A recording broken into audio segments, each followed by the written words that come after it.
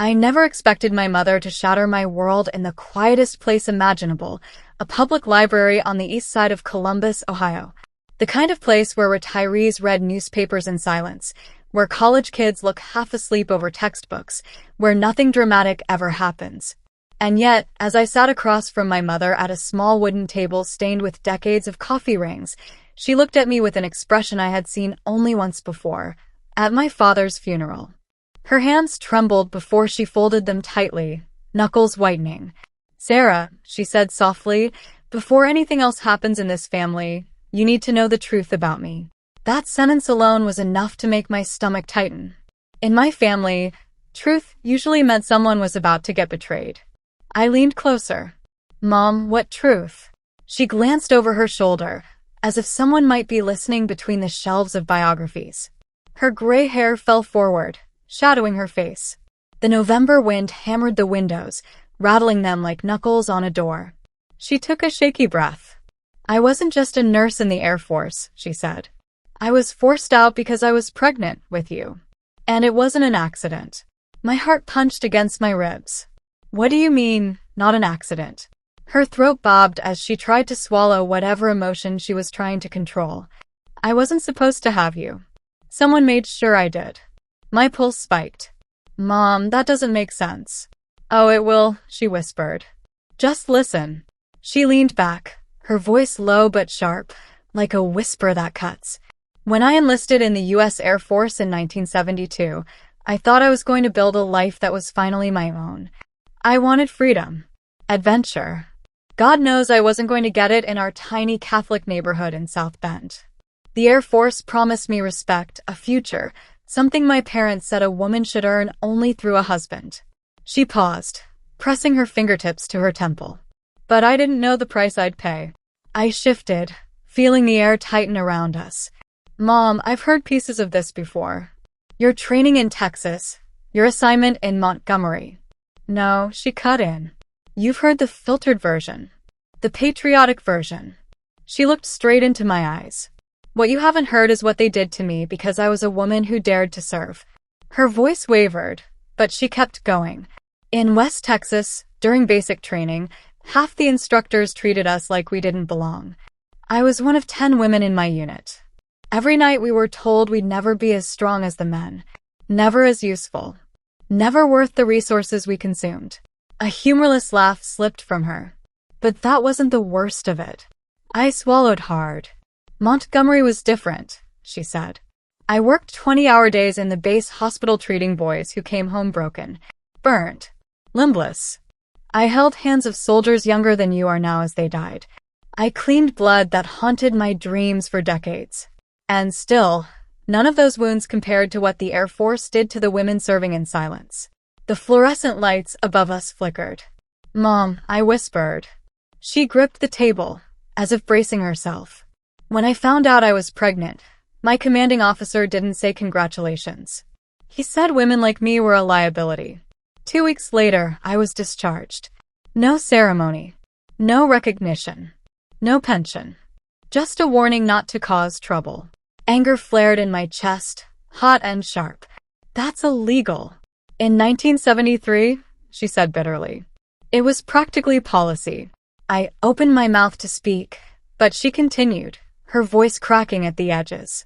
"I thought the worst part was losing the career I loved. But then I learned the truth. The pregnancy wasn't just unexpected. It was planned. Someone wanted me out." A cold shock ran through me. "What are you saying?" She lowered her voice further. "I didn't know who at the time. But someone inside that base made sure I'd be removed. And I spent years trying to forget it. Years pretending it didn't shape everything that came after, marrying your father, moving from base to base, raising you under military roofs." The anger rising in me twisted suddenly into fear. "Why are you telling me this now?" She looked down at her trembling hands. "Because last week, someone from the Department of Defense contacted me. They said a box of sealed personnel documents was recently unclassified, and my file was in it." She inhaled sharply. "Sarah, there are names. Suggestions of misconduct. A record of something far darker than discrimination." My pulse pounded. "Mom, what kind of misconduct?" She didn't answer. Instead, She reached into her purse and slid a thin, yellowed envelope across the table. It had government markings, old ones, faded with time. My fingers tingled when I touched it. "Don't open it here," she whispered. "If what I saw is real, we may not be safe." My throat closed. "What did you see?" I whispered. She met my eyes, and for a moment, she looked like she did decades ago. Strong, defiant, terrified of nothing except losing what she loved. "One of the names," she said, "is someone still alive. Someone powerful. And he knows I saw it." My breath caught.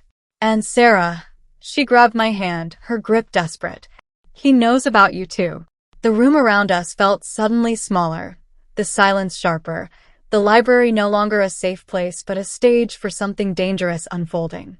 Before I could speak, a shadow moved between the bookshelves behind her. Watching us. Listening. The moment I noticed the shadow between the bookshelves, my breath stalled in my chest. The figure was tall, standing unnaturally still, as if carved out of the dimness itself. My first instinct was to pretend I hadn't seen him, but my pulse was already thundering in my ears. My mother didn't turn around. She just squeezed my hand under the table, a sharp warning. "Sarah," she whispered, barely moving her lips. "Don't react." "Not yet." The figure shifted, one slow, deliberate step back deeper into the stacks, like he realized I had spotted him. The hairs on my arms rose. "Mom," I murmured. "Is that?" No, her voice was tight. "But he's watching for someone." "Us?" She closed her eyes for a beat. "Probably." A chill slid down my spine.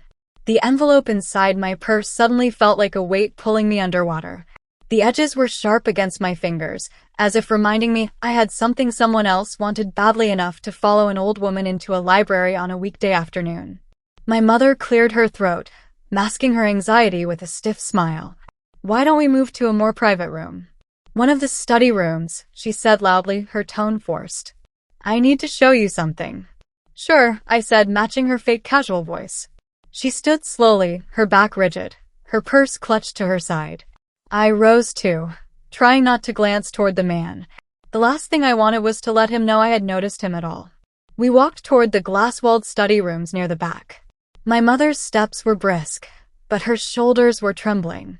I had never seen her this afraid, not even the night my father died. Once inside the room, I closed the door quietly, my heart racing. My mother didn't sit. She stood with her back pressed against the wall, breathing in short, shallow bursts. "Mom, who was that?" I asked. She wiped her palms on her jeans. "I don't know. But I saw a man just like him outside my house this morning." A tight knot formed in my stomach. "Why didn't you call me?" "I didn't want to scare you." Her voice cracked. "And I needed to tell you these things in person."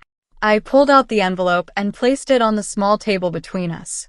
It was old, stained at the corners, the government markings faded but still recognizable. My initials were written on the back in my mother's handwriting. "Mom, what exactly did you see in the files?" I asked. She stared at the envelope like it was a grenade. "Sarah," she hesitated. The name that kept showing up was Colonel Michael Harrington. I frowned. "Who's that?" Her jaw tensed. "He was the youngest commanding officer on the Montgomery base when I served. He was ambitious, ruthless, and obsessed with what he called preserving military order. To him, women were distractions. Burdens." She took a shaky breath. "He recommended my discharge. But that wasn't all." I leaned in. "What else?" She lowered her voice. "There were notes suggesting that my pregnancy wasn't merely unexpected. That someone knew my medical records before I did. That someone interfered." My blood went cold. "Mom, are you saying?" "I don't know," she whispered. "And that's what terrifies me." The air in the small room felt like it was thickening around us. My mind raced through possibilities, each one worse than the last. Forcing out a breath, I reached for the envelope again, but my mother suddenly grabbed my wrist. "Not here," she said sharply. I froze. Her eyes weren't on me. They were staring at the door. Footsteps echoed outside. Slow, deliberate, stopping right in front of the glass. The same figure from the stacks. He stood facing our door, staring through the glass, though his features were obscured by the glare. My mother stiffened. I felt her fingers dig into my arm. The man didn't knock. Didn't move. Didn't even pretend to look for a book. He just watched us, like he was waiting for a signal. "Mom," I whispered, "we need to leave." She shook her head. "No. Listen carefully." Her voice turned razor sharp. "You go first. Take the back exit. Do not go to your apartment. Do not go to work. Go somewhere crowded." "Mom, I'm not leaving you." "You have to." Her breath shook. "He's not here for me. He's here for the envelope. And if they think you know what's inside." A soft click interrupted her. The man outside lifted his hand and tried the door handle. My heart stopped. My mother's face drained of color. "Go," she hissed. "Now." "But—" Click. The handle moved again, harder this time. I grabbed my mother's hand as she shoved the envelope back into my purse. Her eyes blazed with a fear I had never seen in her, not even in her darkest stories. "Sarah," she pleaded, "if he gets in, run. Don't look back." My breath trembled as the man tried the door a third time, rattling it in its frame. Then he stopped. Silent. Still. Listening. I didn't know what was worse, the noise or the quiet that followed. My mother pressed her forehead to mine. "I'm so sorry," she whispered. "I should have told you the truth years ago." The man reached slowly into his jacket. My stomach dropped. "Mom." She grabbed my shoulders. "If something happens to me, promise you'll find out what he did. Promise you won't let him bury this." "Mom, stop." "Promise me, Sarah." The handle twitched again. I swallowed hard, my throat burning. "I promise." Outside, the man turned his head slightly, as if he had heard every word. Then he stepped back and walked away. Not hurried, not concerned, almost confident. My mother sagged against the table, her breath trembling. "It's starting," she whispered. I stared at the hallway where the man disappeared, a chill crawling along my spine. "What's starting?" I asked. She looked up at me with eyes full of dread. "The reason they forced me out," she whispered. "The reason they kept my files sealed. And the reason they're watching you now." My hands shook so badly I could barely zip my purse. Every muscle in my body was begging me to run, but my mother's face, ashen, strained, terrified, kept me frozen in place. "We're leaving," I whispered. She nodded weakly, pushing herself off the table. I opened the study room door and peeked out. The hallway was empty. The man was gone. Or hiding. Or circling. I slipped out first, my mother close behind. She kept one hand pressed against her chest as if trying to hold her ribs together. The library's fluorescent lights buzzed above us, flickering like they might go out at any moment. "Mom, are you okay?" I whispered. "I'm fine," she lied. "Just get us to the car." We walked quickly but not fast enough for my heart. Every time someone turned a page or coughed in the distance, I nearly jumped. My mother clung to the bookshelves for balance, each step looking more strained than the last. By the time we reached the exit, I was certain that man's eyes were on us again, even if I couldn't see him. Rain hit us the second the doors slid open. Thin, icy needles. My mother shivered violently. "Mom, we should go to the hospital." "No hospitals," she said immediately. "Not until you read what's in that envelope." The rain soaked through my jacket instantly. I helped her down the steps, arm around her waist. My car was parked close, thank God. The lot was almost empty, but not empty enough. A dark sedan sat at the far end, idling. Headlights dimmed. I couldn't see the driver. My heart kicked hard against my ribs. "Mom." She saw it too. "Keep walking," she said tightly. "Don't stop." We reached my car. I unlocked it, loaded her inside, and got in quickly.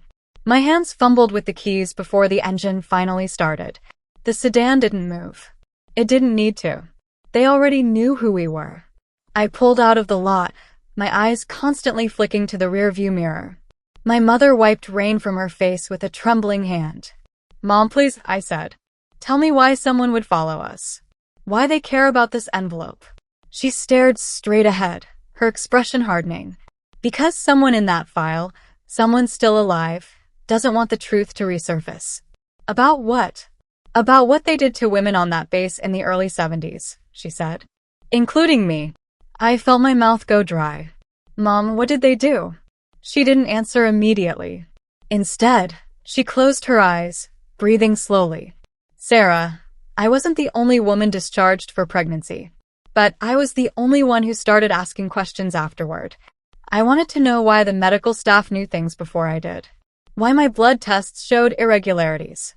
Why my commanding officer practically celebrated my discharge. What irregularities? She opened her eyes, and for a moment, I saw the young woman she must have been back then, fearful, determined, furious at the world. My pregnancy happened too fast, she said quietly.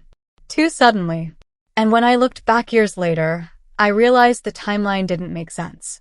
I gripped the wheel. Mom, are you saying someone forced you to become pregnant? I'm saying, she replied, someone manipulated my medical care. Someone tampered with records.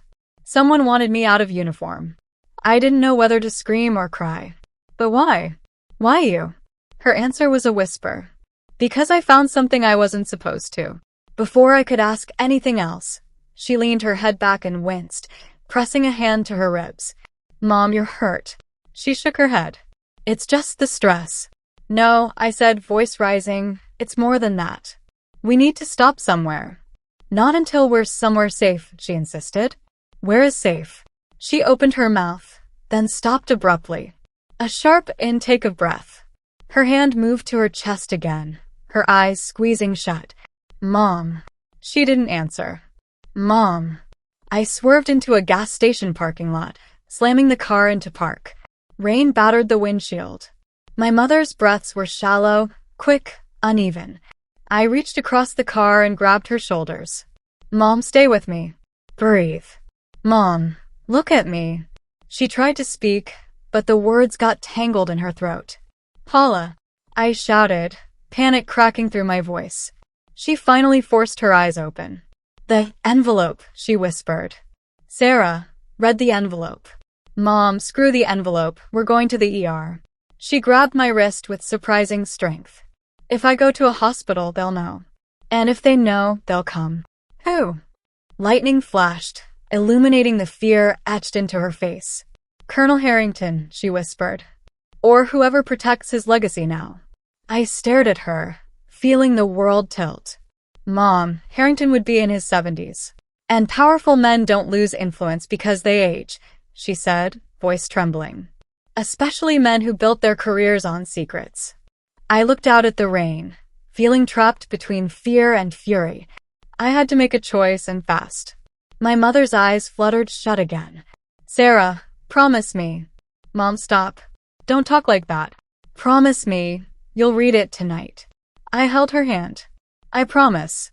She exhaled shakily, leaning her head against the window. I pulled out my phone with trembling hands. If I wasn't taking her to a hospital, I needed help. No. But before I could dial 911, something moved across the gas station lot. A black umbrella. A man under it, walking directly toward our car. I froze. Mom, I whispered, someone's coming. Her eyes shot open. Drive. I didn't hesitate. Tires screeched, water splashed, and the car lunged forward into the storm. Behind us, the man with the umbrella stepped into the beam of a streetlight. It was the same man from the library. And he was smiling. The wipers whipped across the windshield, frantic and useless against the storm. My hands were locked around the steering wheel so tightly my fingers had gone numb. The rain blurred everything, the road, the buildings, the red glow of stoplights, but I didn't dare slow down. Not with him behind us. My mother clutched the door handle as the tires hissed over pools of water. Don't go home, she said breathlessly. Whatever you do, don't lead them to where you live. I know, I said, though I had no idea where I was leading us. I cut through 2 intersections and took a hard right onto a side street. The road was empty, lined with shuttered storefronts and flickering neon signs. Mom, are you sure you don't want to go to a hospital? I said, stealing a glance at her. You can barely breathe. She shook her head weakly. We can't risk it. Not yet. Her skin was pale, too pale. Rainwater mixed with sweat on her forehead. Whatever brave face she was trying to put on, her body was betraying her. "We need somewhere private," she whispered.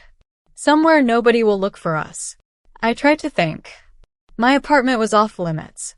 Mom's house was being watched. Police station? Too many eyes. Hotels? Too easy to track. Then a thought hit me. I know a place. I turned onto Broad Street and sped toward the east side, weaving through the storm. My grandmother, my father's mother, had passed away 4 months ago, leaving her house empty as the estate waited to go through probate. No utilities except electricity. No neighbors close enough to snoop. Nobody would think to look for us there. When I told my mother, relief flickered across her face. "Yes," she whispered. "Go." As we drove, I checked the rearview mirror a dozen times. No sedan. No umbrella. No headlights trailing us. That should have made me feel safer. It didn't. Rain hammered the car like fists when we finally pulled up to the small brick house at the end of the quiet cul-de-sac. The porch light, set on a timer, cast a weak glow over the front steps. I parked close and turned off the engine. For a moment, neither of us moved. The storm seemed to pulse around us, alive and listening. I unbuckled. "Come on, let's get you inside." I helped my mother out of the car. She staggered once, gripping my arm until she steadied. Together, we hurried through the rain and onto the covered porch. The house smelled exactly the way it always had: dust, mothballs, and faint lavender from the sachets my grandmother tucked in every drawer. It felt frozen in time, stuck in the year she died. I shut the door behind us and locked it, deadbolt, chain, everything. "Sit down," I said, guiding my mother to the old floral couch. She sank into it, wincing. I grabbed a blanket from the hall closet, wrapped it around her shoulders, and knelt in front of her. "Mom, you need to tell me everything. Start to finish." She shook her head. "Not everything. Not until you see the documents."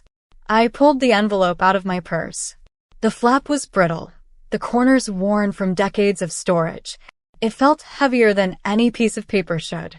"Then I'm opening it now." "Before you do," she said, her hand trembling as she reached for mine, "there's something you need to understand. The man following us, he isn't random. He's connected to Harrington." I swallowed. "How do you know?" She hesitated, then lifted her sleeve just slightly. Beneath the fabric, near her shoulder, was a faint, circular scar I'd never seen before, thin, pale, and perfectly shaped. "Mama, what is that?" "A mark," she whispered. "From something they injected me with during my service. Something they told me was a routine vaccine. But years later, I learned the truth. At least part of it." I stared at the scar in horror. "Are you saying that I wasn't the only woman with one?" She nodded slowly. "No, I wasn't." The room felt suddenly colder, like the house itself was recoiling. I held the envelope tightly.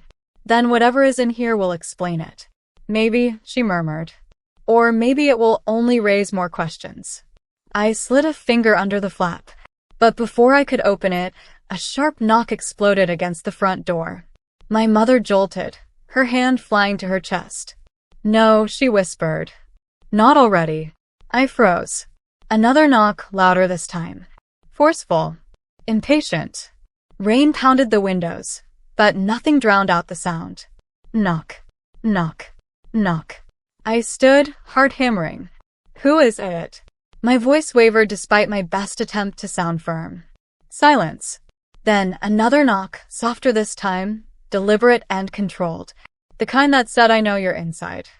My mother's breathing grew shallow, rapid. She clutched her side. "Sarah, don't open it. No matter what he says." I stepped back from the door. Fear crawled up my throat.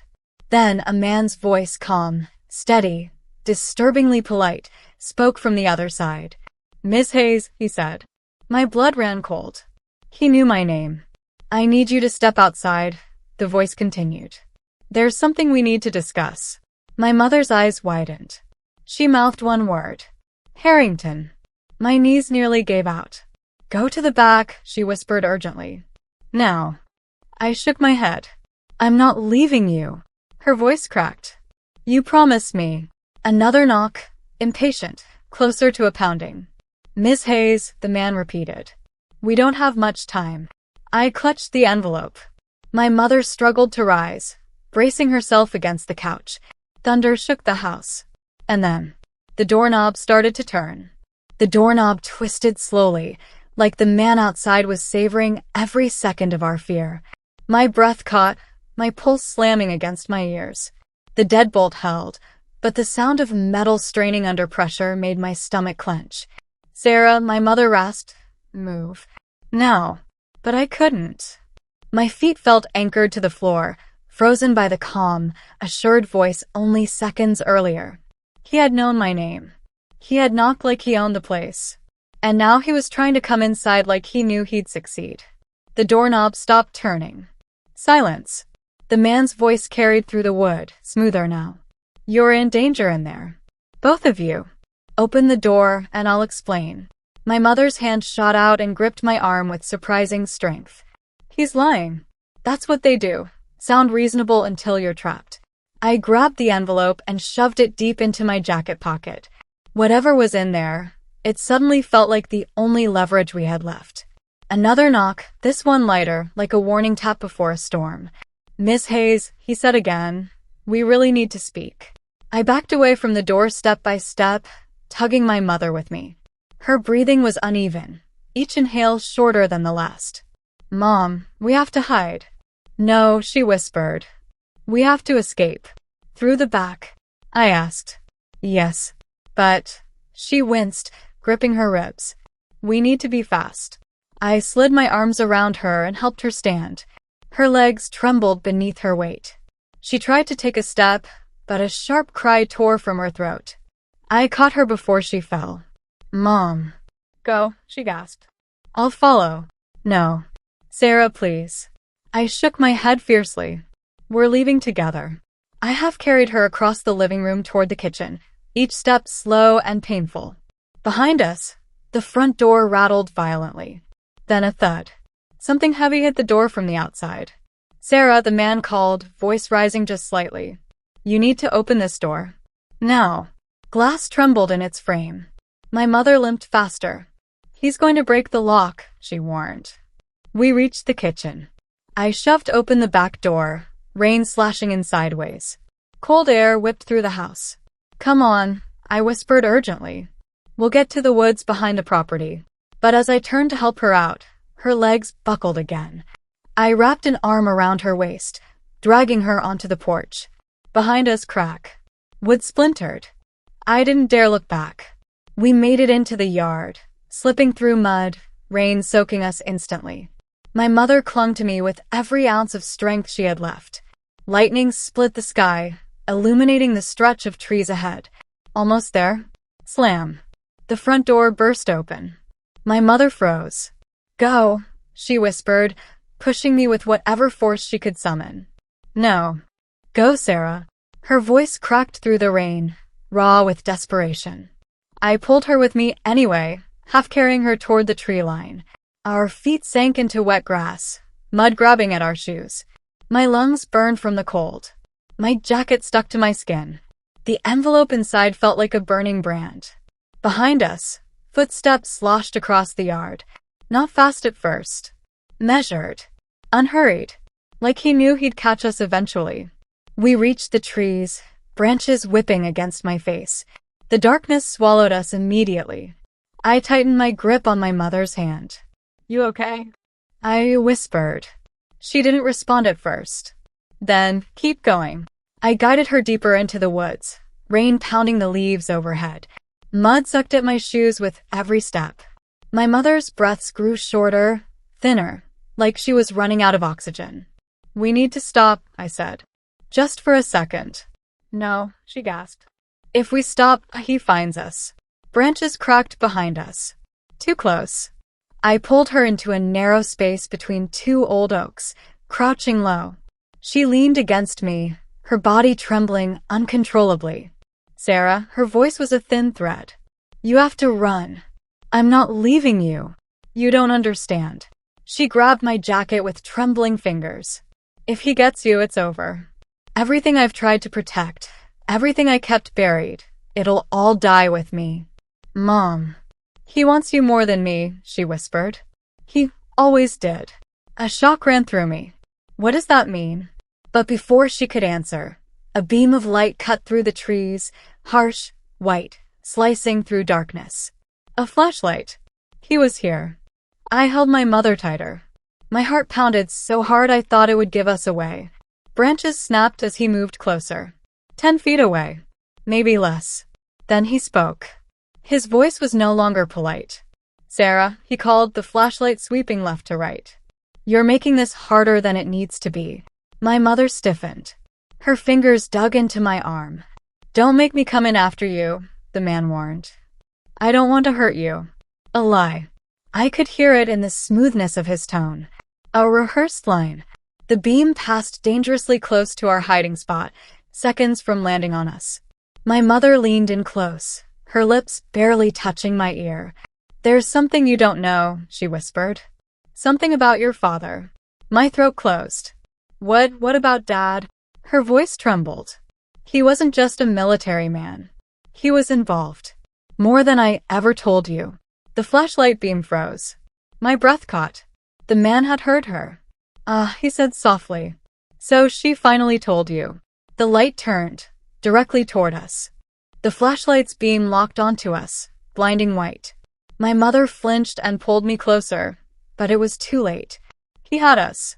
Don't run, the man said, stepping over a fallen branch as if he were walking into a neighbor's yard instead of stalking us through a storm-drenched forest. If you run, you'll fall. And if you fall, things get complicated. My mother let out a thin, shaky breath. Sarah, she whispered, when I say move, you move. Don't hesitate. Mom, you can barely stand. Then help me stand, she said fiercely. We're not dying in these woods. But the man was already close. 10 feet away. The light never wavered, centered on us like a predator's gaze. He stopped just short of us, the rain plastering his hair to his forehead. His expression was maddeningly calm. Sarah Hayes, he said with the quiet certainty of someone reciting a fact. You have something that doesn't belong to you. My hand instinctively went to my jacket pocket, the envelope. He smiled. There we are. No need to hide. My mother straightened, bracing herself against the tree trunk. You're not getting it, she snapped, though her voice wavered. Not tonight. He tilted his head, studying her with unsettling patience. Paula, you're injured. And exhausted. And you know exactly how this ends if we prolong it. A shiver ran down my spine at how gently he spoke her name. Too familiar. My mother spat rainwater at the ground. You don't get to say my name. He sighed like she was being unreasonable. We tried doing this the quiet way, but clearly we're past that. The beam of light lowered to the ground. His free hand reached into his jacket. My breath lodged in my throat. Don't, I whispered, unsure if I meant him or my mother, who was shifting beside me, preparing to push off the tree. He pulled out, not a gun, but a worn leather badge wallet. He flipped it open with a slow, deliberate motion. I blinked. My brain struggled to process the letters in the rain-splattered light. Department of the Air Force Office of Special Investigations. My chest tightened. You're a Fosi. He closed the wallet. I was. For a very long time. His eyes shifted toward my mother. Until someone made my job extremely unpleasant. My mother's jaw clenched. You shouldn't be here. You shouldn't even be in the state. Oh, I'm very allowed to be here, he said quietly. What I'm not allowed to do is leave empty-handed. The rain hammered harder. Lightning split the sky again. Sarah, the man said, his voice suddenly soft, coaxing. Your mother has told you pieces of the truth. But she hasn't told you the truth that matters. My mother squeezed my hand, her grip trembling but urgent. Don't listen to him. He took a step forward. Your father didn't just serve in Montgomery, he said. He didn't just treat wounded service members. He did something for us, something dangerous, something classified. Stop, my mother hissed. He ignored her. He worked undercover. My heart lurched. Undercover? Dad. My mother squeezed her eyes shut. Sarah, please. He infiltrated a trafficking ring inside the military supply chain, the man continued, voice cool and steady. And when it all started to unravel, mistakes were made. Lines were crossed. "Shut up," my mother shouted, surprising me with the force of her voice. But he didn't shut up. He lowered the flashlight, letting the darkness swallow our faces. "Your father died," he said quietly, "because someone on the inside betrayed the operation." The rain suddenly sounded deafening. My mother's nails dug into my skin. The man pointed deliberately at the envelope in my pocket. "And what you're holding, Sarah, is the only proof of who that someone was." A surge of cold slammed through my chest. "You think my mother betrayed my father?" "No," he said softly. "I don't think. I know." My mother's breath hitched. "Sarah, he's lying." But the man's gaze didn't waver. "She wasn't discharged because she was pregnant," he continued. "She was discharged because she compromised the mission. Because she put your father in danger. And because they couldn't trust her." My mother let out a soft, broken sound. Half gasp, half sob. Lightning flashed, illuminating her face. Her eyes were wet, full of something I'd never seen before. Terror. The man took one more step forward. "Sarah," he said gently, "give me the envelope. And I'll tell you everything." My mother squeezed my hand so tightly it hurt. "Don't you dare," she whispered. "Sarah, he's twisting everything. Please, look at me." I did. Her face was pale. Her lips trembled. Her breath came out shallow. "Your father died because he trusted the wrong man," she whispered. "But it wasn't me." The man exhaled sharply, losing his patience. "Enough." He lunged. I tried to pull my mother back, but his hand closed around my arm, icy and unshakable. My mother screamed, grabbing my jacket and pulling with what little strength she had left. "Let her go," she cried. But the man dragged me forward with frightening ease. My grip slipped. My mother's fingers tore away from mine, and I was pulled into the darkness. His grip dug into my arm hard enough to bruise, dragging me through the trees while my mother's screams tore through the storm behind us. "Sarah, let her go." I twisted, clawed, kicked. None of it mattered. He was too strong, too trained, too focused. Rain slammed against my face, blinding me as he hauled me through the woods like I weighed nothing. "Stop fighting," he ordered, voice clipped now, stripped of the false calm he'd used before. "You're only making this worse. Let go of me," I shouted, my voice hoarse from panic and rain. He didn't. Branches whipped against my arms as he yanked me toward a clearing. My shoes skidded through mud. My breath came in sharp, panicked gasps. Behind us, my mother stumbled and fell, her scream abruptly cutting off. I jerked my head toward the sound. "Mom. Keep moving," he snapped. But I couldn't. I dug my heels into the ground, pulling back with everything I had. "She's hurt. She can't. That's not my concern." I stopped thinking. I swung my free hand wildly, grabbing the only weapon I had, mud and wet leaves, and flung them into his face. He stumbled back, cursing, the flashlight dropping from his hand and disappearing into the dark. I twisted out of his grip and bolted toward where I'd last heard my mother's voice. I couldn't see her, couldn't hear her over the storm. Panic surged like electricity through my chest. "Mom!" I shouted, tripping over roots. "Mom!" But before I could take 3 steps, a hand clamped around the back of my jacket and yanked me off my feet. I hit the ground hard, knocking the wind from my lungs. Before I could roll away, he dropped down and pinned me with his full weight. "Enough," he growled. I thrashed underneath him, but he caught my wrists and forced them above my head, his knees pinning my legs. Rain poured onto his face, his features twisted with a mix of fury and something colder, something calculating. "You're not leaving these woods without answers," he said. "You're hurting her." I gasped. "She's injured. She could be dying." "She's survived worse," he said sharply. "She always does." He reached into my jacket and ripped the envelope free. My stomach plummeted. No. But he was already tearing it open. He didn't even flinch at the storm raging around us. He held the papers under the beam of the fallen flashlight, scanning page after page with a rapid, clinical focus. The rain soaked everything, but he ignored it, flipping through the documents with precise, practiced hands. His jaw tightened. Then his expression changed. The anger drained. The certainty faded. Something else, confusion, disbelief, took its place. He whispered, almost to himself, "This can't be right." I felt my pulse hammer against my ribs. What? He read another page, then another, and slowly his face went pale. These files, these aren't what we thought. He shook his head. This isn't what I was told. My breath caught. What are you talking about? He didn't answer. His fingers trembled slightly, just enough for me to notice. That's when I realized. He wasn't shocked by what he found. He was terrified. He looked up at me, rain dripping off his eyelashes.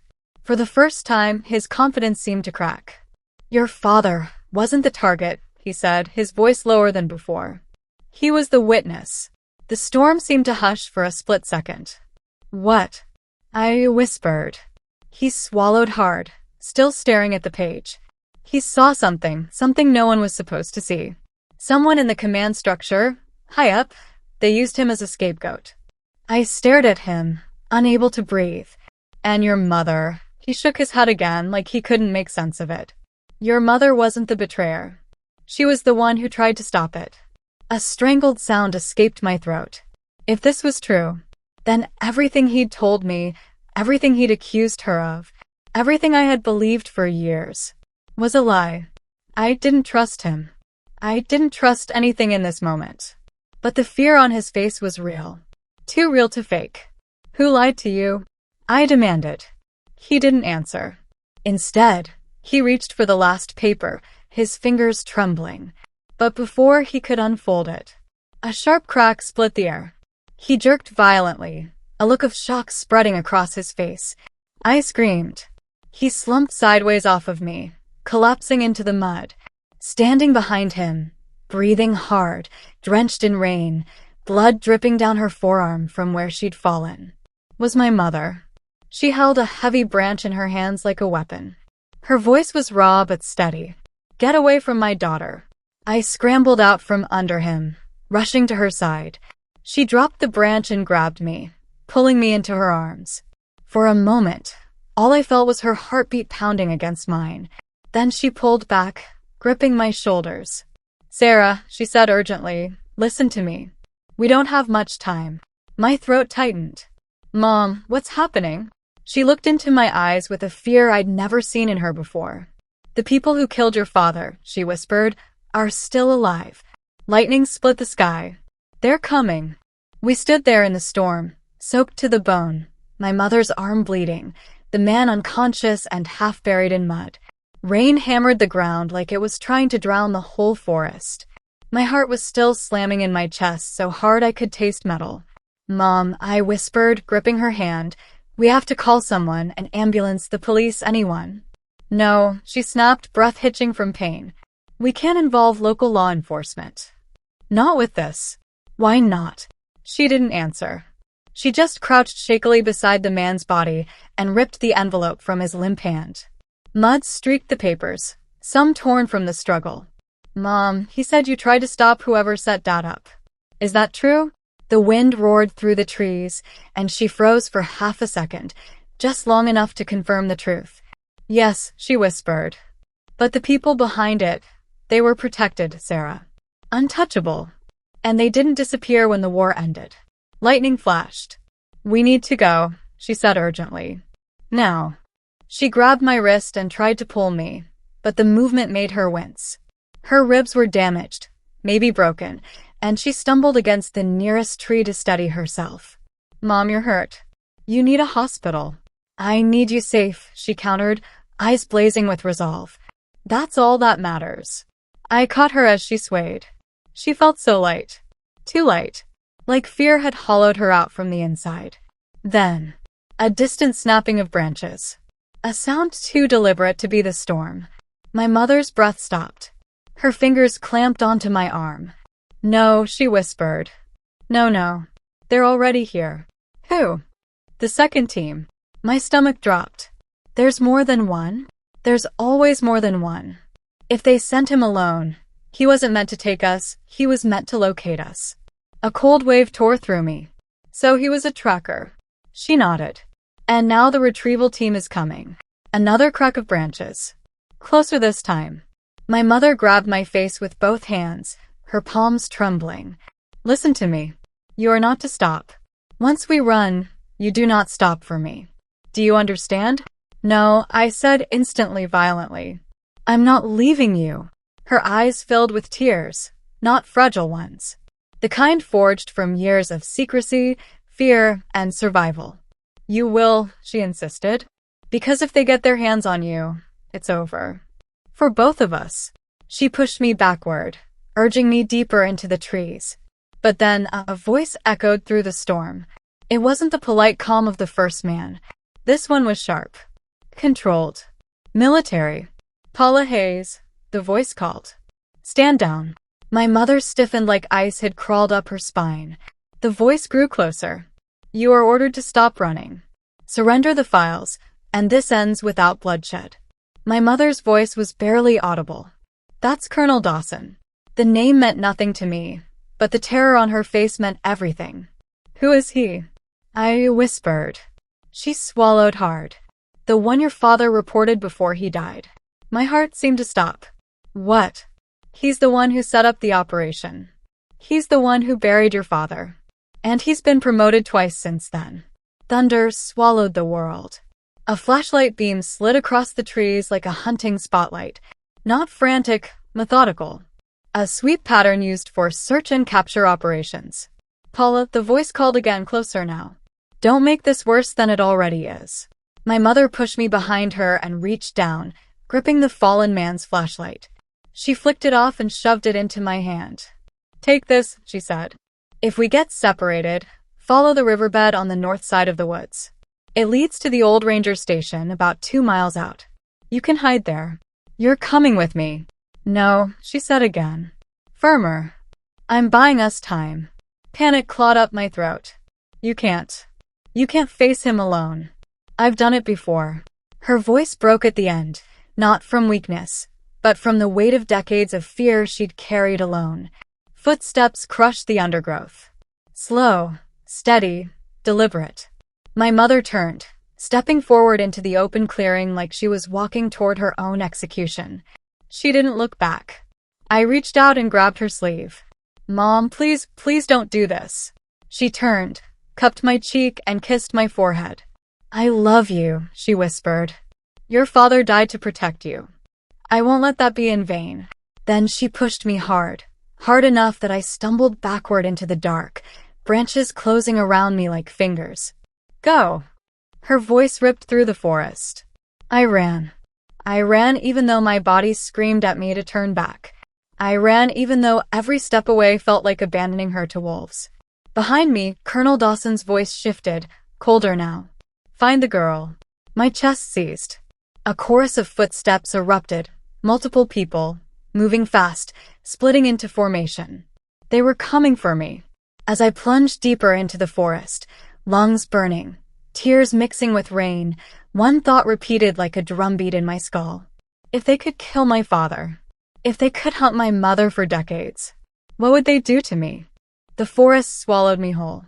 Branches lashed at my face, roots snagged my feet, and the storm blurred everything into a frantic smear of shadows. But I didn't stop. My mother's last command ricocheted through my skull. Run. Don't stop. Don't look back.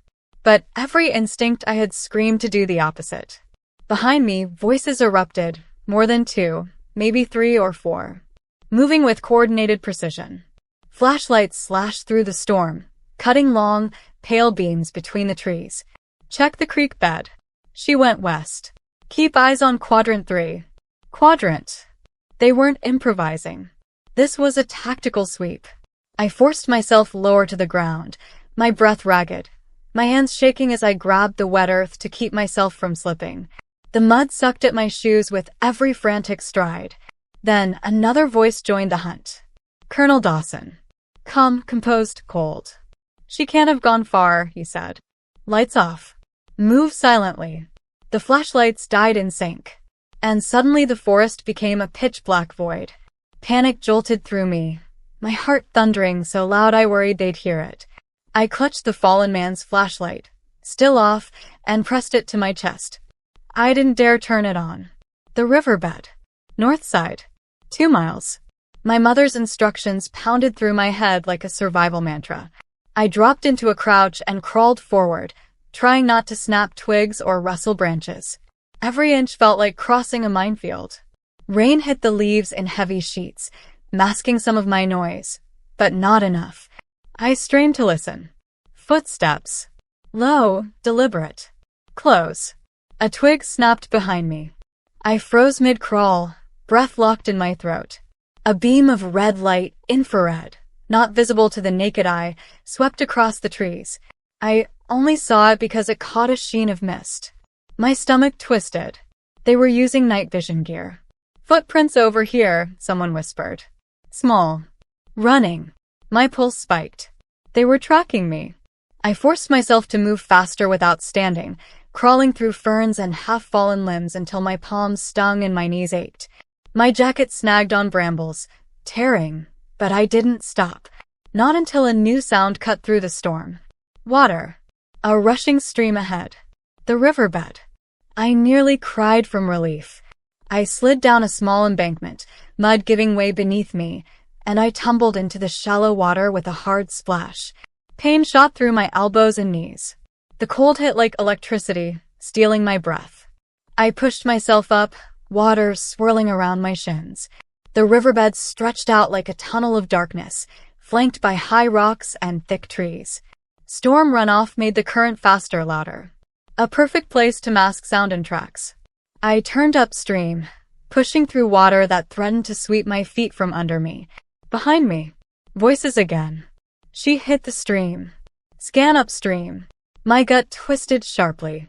They were closing in fast. I stumbled forward, fighting the current. Rocks cut into my ankles, but I kept going. My legs burned. My teeth chattered. My breath came in harsh, desperate gulps.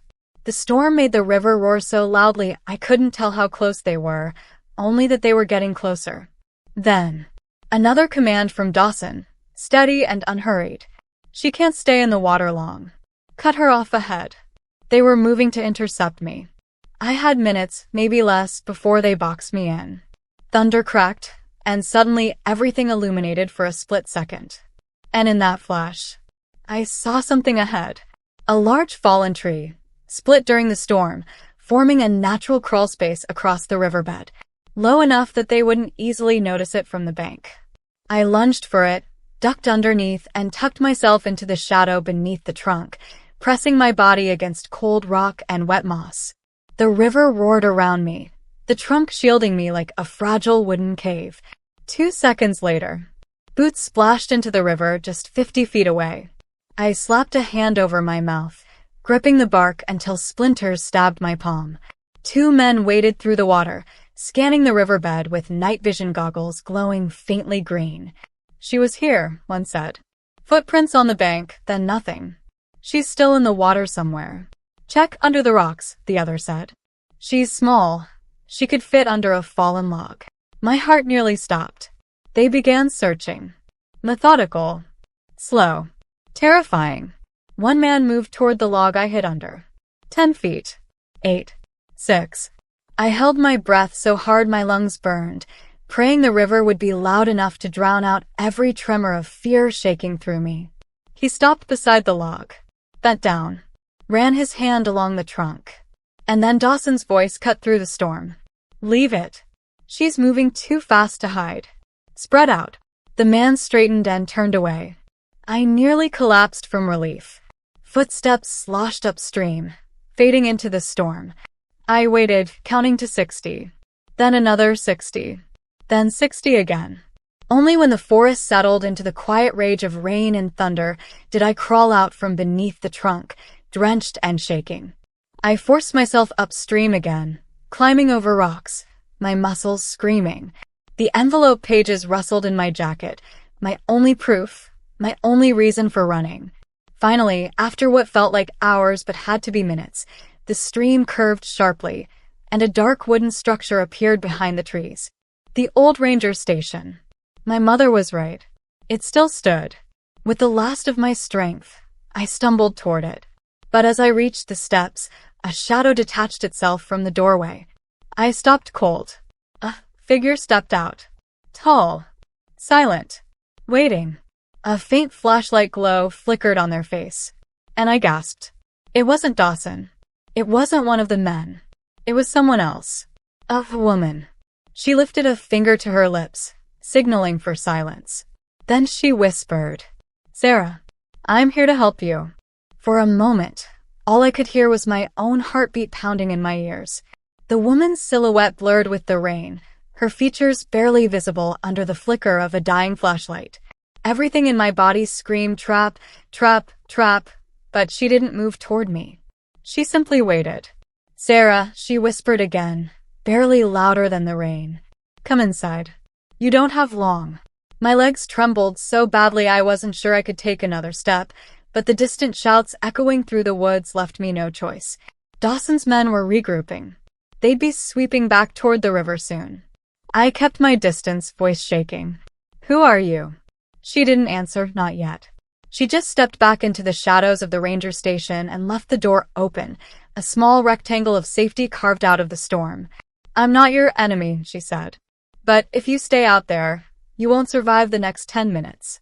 Something in her tone, the urgency, the lack of theatrics, made me move. Slowly, cautiously, ready to bolt if she so much as shifted wrong. I climbed the steps, every creak sounding like a shout in the storm.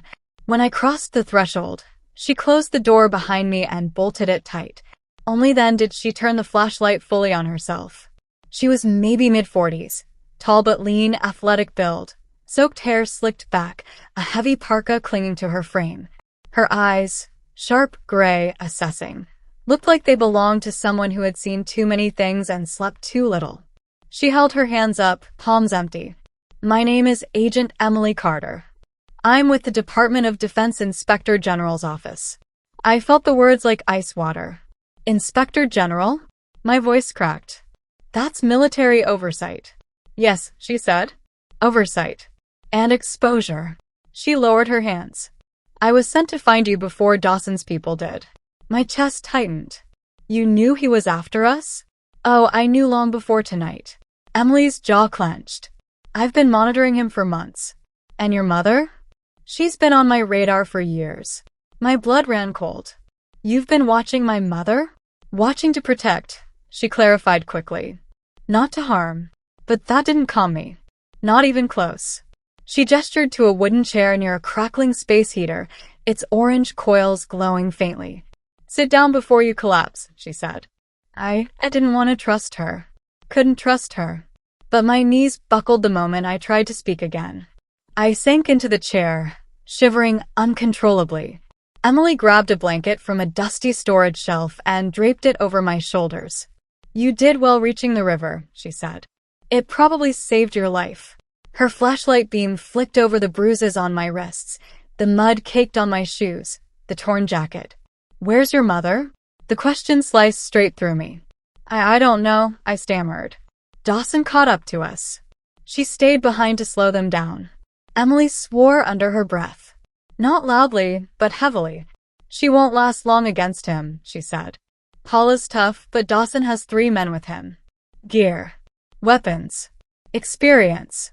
He's not leaving those woods without you, Sarah." I hugged the blanket tighter. "Why? Why me?" Emily crouched in front of me, eyes level with mine. "Because of what you're carrying." I froze. The envelope. I reached into my jacket and pulled out the mud-streaked papers. Emily's eyes widened, not with greed, but with shock. "You actually have it," she whispered. "The original packet. The one your father hid." I stared at her, throat tight. "Do you know what's in it?" She blew out a breath, rubbing her forehead. "Not everything. But I know it contains evidence your father compiled during the undercover operation. Proof of a trafficking network buried in the Air Force supply chain. Proof that officers at the top were getting rich while young airmen died." My stomach twisted. "And my father." "He got close," Emily said. "Too close." My throat tightened. "And they killed him for it." Emily's silence was answer enough. "But why target my mom?" I asked, voice breaking. She wasn't even part of the operation. Emily hesitated. Then she said softly, Paula was the only one who suspected foul play. Everyone else accepted your father's death report without question. But she started asking the wrong questions, pushing at the wrong people. Emily's eyes darkened. So Dawson framed her. Said she compromised the mission. Said she leaked intel. I shook my head, tears burning. She didn't. No, Emily said firmly. She never did. But Dawson needed a scapegoat who couldn't fight back. A woman. A pregnant one. Someone the system already dismissed. My breath hitched. And now, I whispered. Why come after me? Emily's jaw clenched again. Because you have the evidence your father collected. And because Paula stayed off the grid for decades. Dawson couldn't find her. Couldn't tie up the loose ends. She leaned closer. But you? You're new. You're traceable. You were the weakness he was waiting for. The room tilted. I pressed a hand to my forehead, dizzy. I had led them to her. Emily stood abruptly and grabbed a folded map from her bag. She spread it across a dusty table. We don't have time, she said. We need a plan. A distant crack echoed through the woods. Sharp, unmistakable. A gunshot. My heart lurched into my throat. Emily's head snapped toward the sound. That came from the ridge south of here. My breath trembled. That's where I left my mom. Another gunshot. Closer. Emily grabbed my arm. Stay behind me. No, I gasped, panic tearing through me. I'm not staying here. We have to go. That was her. Emily hesitated only a second, then nodded. Fine, she said. But understand this. If Dawson has found her, whatever happens next won't be rescue. I swallowed hard. What will it be? Emily met my eyes, her expression grim. War. Emily shoved open the ranger station door, and the storm slammed into us like a wall. The wind whipped my hair across my face, the rain stinging like needles. But none of it mattered. All I could hear were those gunshots echoing through the trees. Emily raised her voice over the roar of the wind. Stay close. If Dawson's men are on the ridge, they'll be sweeping down this slope in minutes. Lightning flashed, illuminating the slick ground ahead of us. Mud, broken branches, and deep footprints, some fresh, some smudged by the rain, stretched toward the tree line. Emily crouched immediately and touched the prints. These aren't yours, she said. 3 men. Moving fast. And my mom. My voice felt small, swallowed by the storm. Emily scanned the trail. She was running ahead of them. See this? She pointed to a single, lighter footprint veering sharply left. She changed direction quickly. They didn't notice. Something swelled painfully in my chest. She's still alive. Emily didn't confirm it, but she didn't deny it either. She rose and motioned sharply. Let's move. Stay low. We slipped into the forest, weaving through branches heavy with rain. My legs felt like they were made of soaked sandbags, but adrenaline kept me upright. Emily moved with practiced precision. Quiet, quick, deadly aware of every sound. I mirrored her steps as best I could, trying not to snap twigs or splash through puddles. The darkness thickened under the canopy, the storm muffling distant noises. Only the occasional flash of lightning lit the trunks around us. Emily stopped abruptly and raised a hand. Then I heard it too, a voice, faint but unmistakable. Spread out. She couldn't have gotten far. Dawson's men. Emily whispered.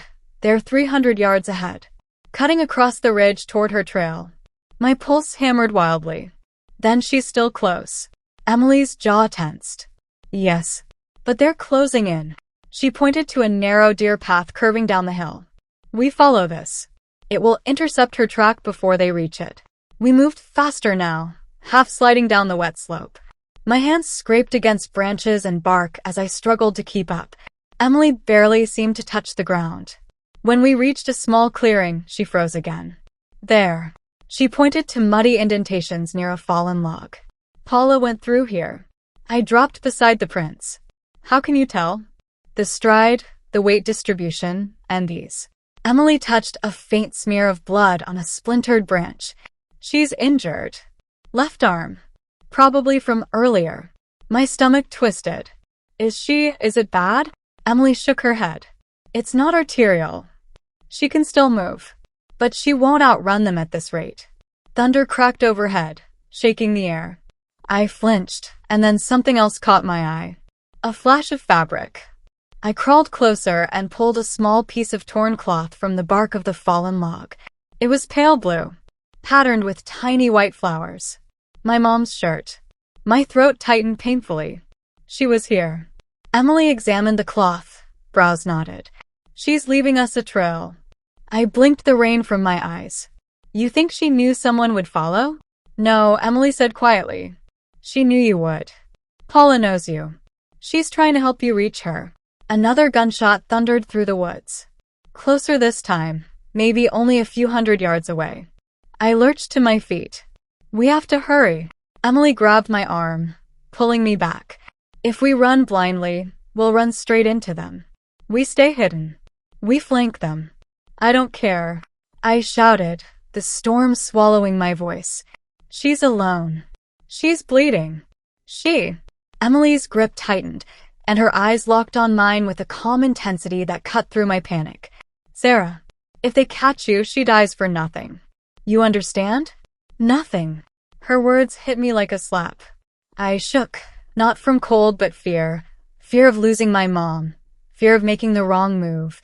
Fear of freezing right when everything depended on me. I nodded. Okay, just don't let them reach her first. Emily's expression hardened. I won't. Lightning ripped across the sky, illuminating a steep hillside beyond the trees. Just for a second, but enough to reveal movement. A figure scrambling between the rocks. My breath caught.